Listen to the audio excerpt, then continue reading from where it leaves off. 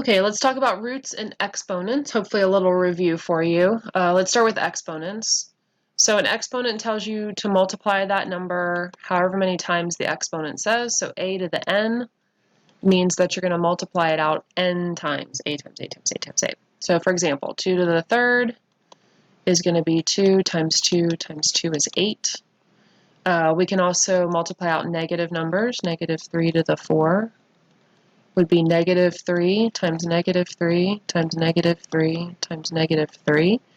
Okay, now if we have 4 negatives, any even number of negatives is going to come out positive. Because we've got negative times negative is positive, times negative is negative, times negative is positive. So an even number will always come out positive. 3 times 3 is 9, 3 times 3 is 9, 9 times 9 is 81. This comes out to be positive 81. Okay, now let's say we have negative 4 to the third. Negative 4, negative 4, negative 4. So now there's an odd number of negatives. That's going to come out negative. Okay, so this pair makes positive, but one more makes negative. 4 times 4 times 4 is 64. Okay, so if you have an even exponent, it's going to come out positive. If you have an odd exponent, it could be positive or negative. All right, now also be careful if you've got something that looks like this. This is different. Okay, there are not parentheses around this negative. Exponents only go with what they're next to unless there are parentheses telling you otherwise. So this one is different from the two above it. This is negative 2 times 2 times 2 times 2. The negative is not part of that exponent. It's sitting out front. So 2 times 2 times 2 times 2 is 16. This is going to come out to be negative 16. Okay, so be careful on the signs with this. All right, now looking at roots, the nth root of, well, let's just do numbers. It's a little bit easier to do.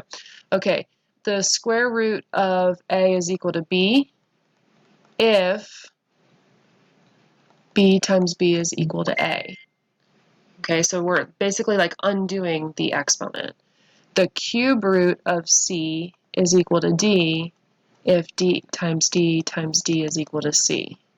And the fourth root of g is equal to f if f times f times f times f is equal to g. So in other words, however many, the root now needs to be however many times that number is multiplied together. Okay, so let's look at the numbers that we just did over here. So if I wanted to do the cube root of 8, okay, the cube root of 8, I can rewrite 8 as 2 times 2 times 2. So I can take the cube root of that. Okay, it's got to match 3 times. And so the cube root of that is 2. Hold on a second, let me turn off my phone because it's blinging like crazy. All right, next one, fourth root of 81. Fourth root of 81.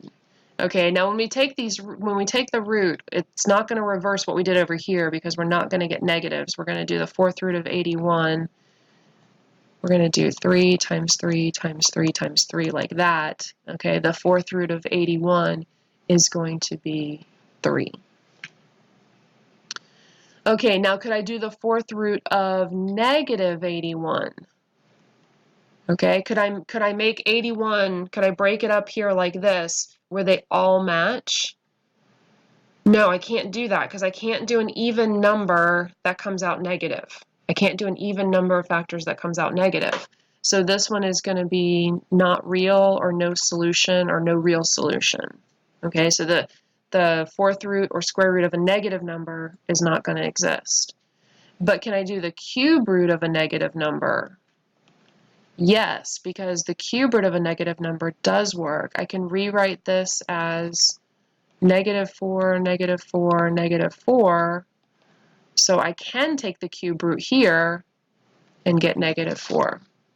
Okay, so big difference here between the even root and the negative root. The even root does not exist. So square roots, fourth root, sixth root, eighth root, not going to exist. But odd roots can be positive or negative. Okay, and then also be careful if you've got the negative out front. So let's say we've got negative square root of 25. Okay, can I do this? Yes, I can, because the negative's on the outside. I can simplify 25. I can rewrite 25 as 5 times 5. I can take the square root there and I get -5 because that negative's on the outside the whole time. Okay, so that's the basic idea for roots.